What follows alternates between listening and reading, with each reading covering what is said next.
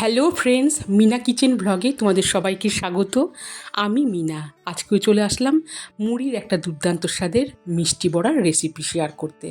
So guys, চলো তোমরা দেখতে থাকো আজকের এই রেসিপিটা, মানে মুড়ি সুজির মিষ্টি বড়া। তো চলো বন্ধুরা, তোমরা দেখতে থাকো।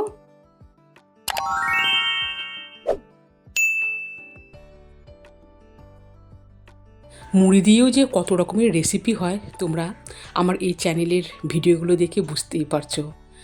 সো গাইস, দেখো, সবার প্রথমে এই রেসিপিটা বানানোর জন্য আমি এখানে 1 কাপ মুড়ি দিলাম। এইবারে এই মুড়িগুলোকে আমি জল দিয়ে ভালো করে ধুয়ে নেব।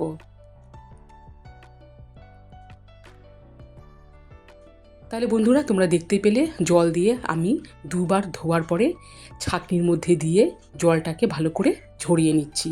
এইভাবে আমি 1 থেকে 2 মিনিটের মতো রেখে দিব।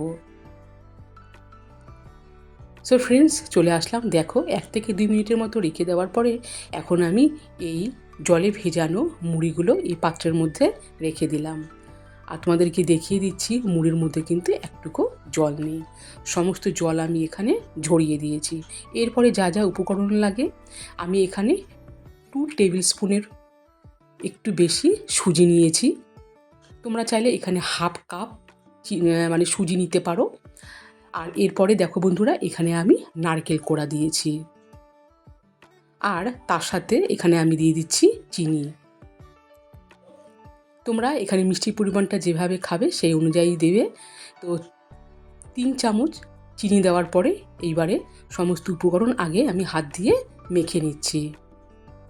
এই রেসিপিতে যদিও বেশি কিছু উপকরণ লাগে না, তবে এই রেসিপিটার স্বাদ ব্যাপক হয়। তো দেখো বন্ধুরা, এরপরে আমি এখানে 2 চামচ ময়দা দিয়ে দিচ্ছি।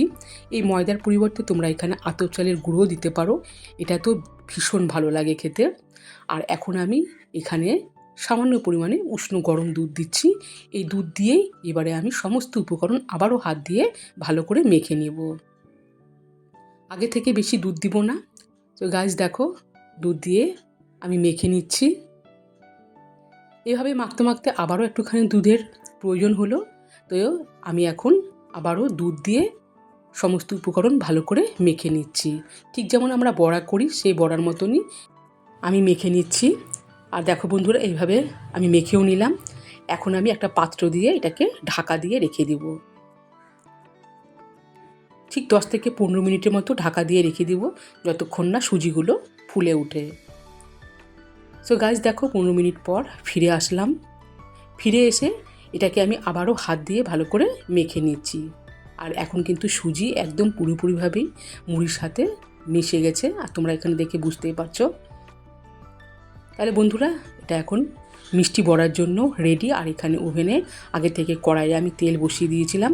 তেলও গরম হয়ে গেছে। ওভেনের আঁচটাকে কমিয়ে এখন আমি এইভাবে শেপ করে, এই দেখো বন্ধুরা, বড়ার মতো এইভাবে শেপ করে ভেজে নেব।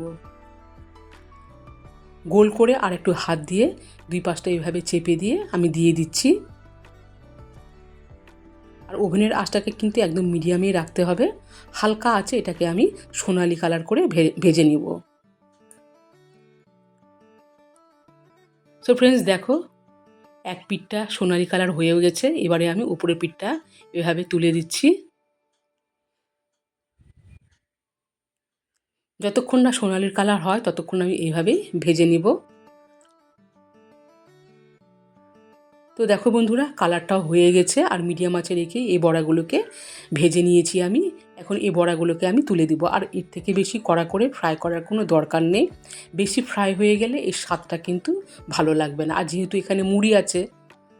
আর দেখো বন্ধুরা, খুব সুন্দর একটা মিষ্টি বড়া তোমাদের কাছে শেয়ার করলাম। এইভাবে বাদবাকি যেগুলো আছে সেগুলো আমি দিয়ে দিলাম।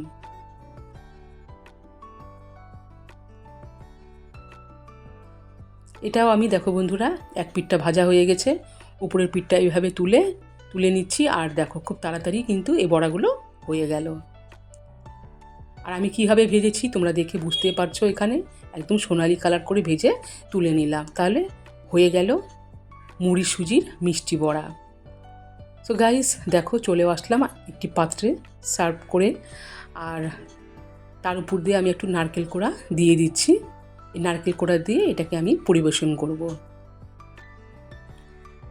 ভীষণই একটা লোভনীয়, একটা ভীষণ সুন্দর মিষ্টি বড়া তোমাদের কাছে শেয়ার করলাম। আর একটা দেখো বন্ধুরা, আমি এইভাবে ছিঁড়ে দেখাচ্ছি। এটা উপরটা বেশ সুন্দর মুচমুচে হয় আর ভেতরটা একদম সফট। তোমরা যারা এখনও এই রেসিপিটা করোনি, তোমাদের কাছে অনুরোধ করছি একবারও হলো এই রেসিপিটা ট্রাই করতে পারো। এবার থেকে তোমরা যারা আমার রেসিপিগুলো দেখছো, তোমরা যারা শুধু চানাচুর, মুড়ি, ঝালমুড়ি এভাবে খেয়ে এসছো, তো একবার হলো আমার মুড়ির আরও অনেক রেসিপি আছে, তোমরা দেখে বাড়িতে অবশ্যই বানাবে। সো গাইস, কমেন্ট করে জানাবে আজকের এই রেসিপিটা কেমন হয়েছে। আজ এই পর্যন্তই, আবারও দেখা হবে অন্য এক রেসিপির সাথে। সবাই ভালো থেকো, সুস্থ থেকো। আর হ্যাঁ, তোমরা তোমাদের পরিচিতদের কাছে আমার এই চ্যানেলের লিঙ্কটা অবশ্যই শেয়ার করবে, যাতে তারাও আমার এই চ্যানেলটিকে সাবস্ক্রাইব করে দিয়ে আমার প্রতিদিনের এই রান্নার ভিডিওগুলো দেখতে পারে। তো গাইস, টাটা, সবাই ভালো থেকো, সুস্থ থেকো।